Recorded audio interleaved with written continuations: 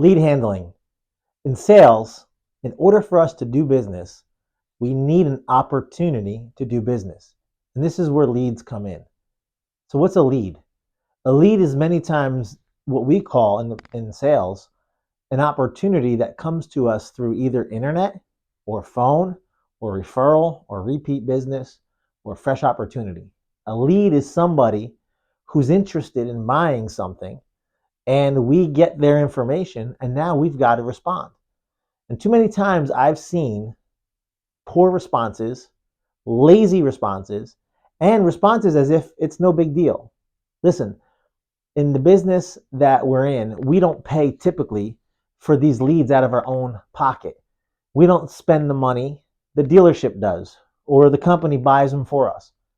And then if we sell them, then yeah, okay, great. We convert that lead into an actual sale. But what if you had to pay for these leads out of your own pocket? What if you had to spend $50 for every lead, $200 for every lead, $100, whatever the amount is? What if you had to spend that?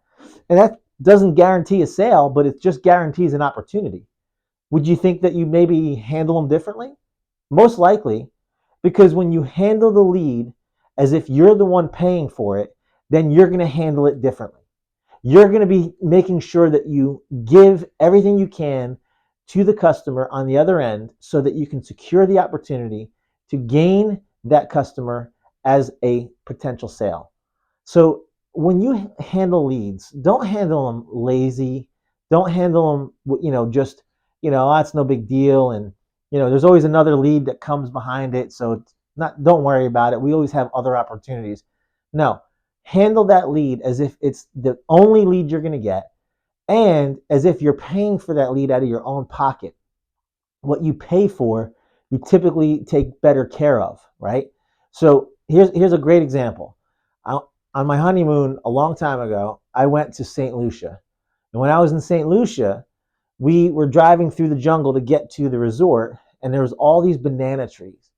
And these banana trees had, at the base of the banana tree was just rotten bananas all over the place because there was so many clusters of bananas in each tree that there was just so many of them. The abundance of bananas would cause some to just fall, and they just couldn't get to all of the bananas because there was just so many. And so there was a lot of waste at the bottom. Well, think of it like this when it comes to leads. When you have a ton of leads coming in, sometimes you don't value all the leads the same way because there's just always more leads to get. But what if you only had 2 leads a month? What if you only had 5 leads a month? What if you only had 1 lead a month?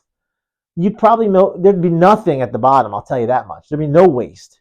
You'd handle every lead as if it was the only lead you're going to get. And that's how you should approach every lead that you handle. Approach it as if it's the only lead you're going to get and there's no other lead behind that.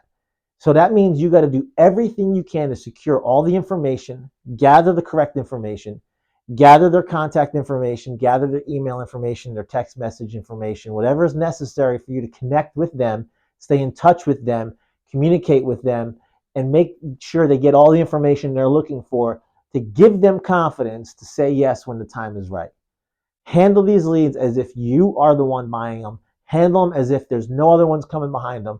And you're going to see that your lead conversion of lead to sale is going to go higher when you take better care of the leads that you get.